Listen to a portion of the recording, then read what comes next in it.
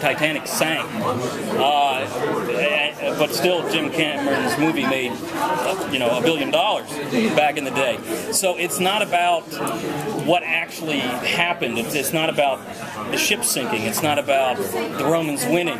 It's about how did we get there. It's the human story. And the great thing about the history of Spartacus is, if you read it, it's all written from the Roman side. So from an artistic standpoint, there's nothing about the people. It's only this battle was lost and this person died.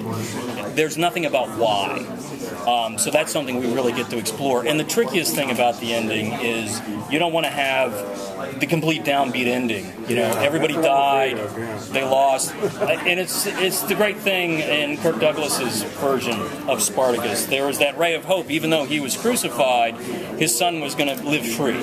So we're not doing that, obviously, but I think we found a way to have a message of victory in the face of defeat. Can I just ask you real quick, how was that evening that you and Liam spent with Kirk Douglas? That evening with Kirk Douglas was amazing. I mean, Liam and I were just looking at each other all night. It's like, is this really happening? Because beyond the movie Spartacus, I'm a huge Kirk Douglas fan. Movies like 7 Days in May, just some of my favorite movies. And Lonely Are the Brave, also one of my favorite movies. So to actually meet him was just phenomenal. And obviously, he hasn't been in great health over the years, but he could not have been sharper, more spry and engaging, and put Liam and I both to shame. I mean, you really saw why he was such a huge star. So because it's the final season, what are you going to give us? Like, how epic is it going to be? What would you like? We're not done shooting yet. You tell me. I want him to live. Change the ending. I want him to sail off in a boat. There you go.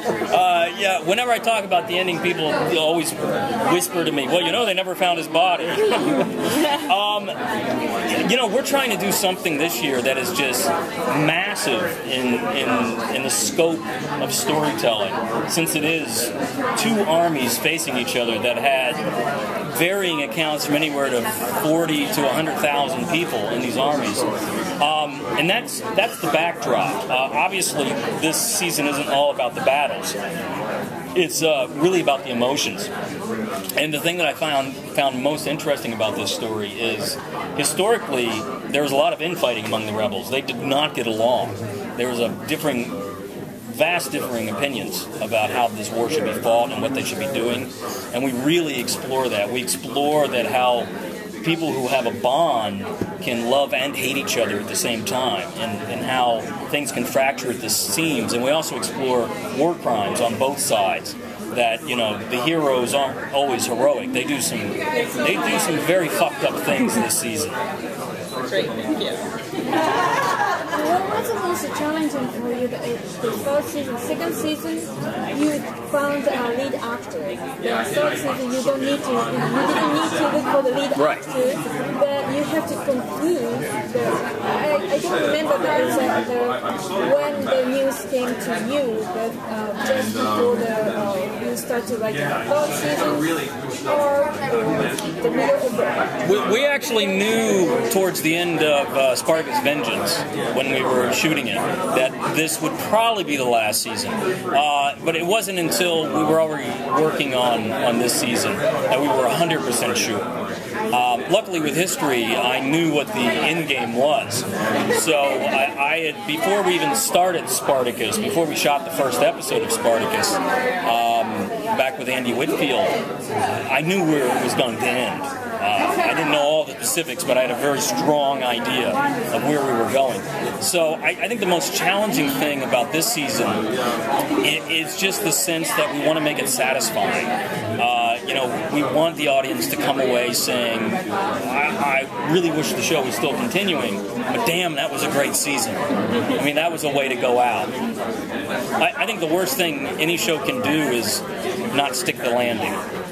Because then it makes you look back at everything you've seen before that and go, I don't know if I really liked it as much as I thought I did. So there is a huge amount of pressure, especially in that last episode, to really deliver.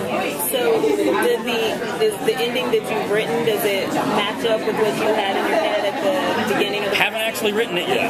I am halfway through the production draft of episode 8. Then I got to do the production draft of 9, and sometime in August I'll start writing the finale. How are you handling the scope of the ending as far as the budget? I mean, you got the huge, you got Roman legions, you got Spartacus, 100,000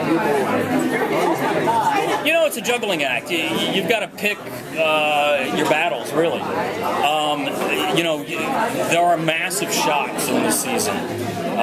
Massive CGI shots of battles and massive battles with actual people.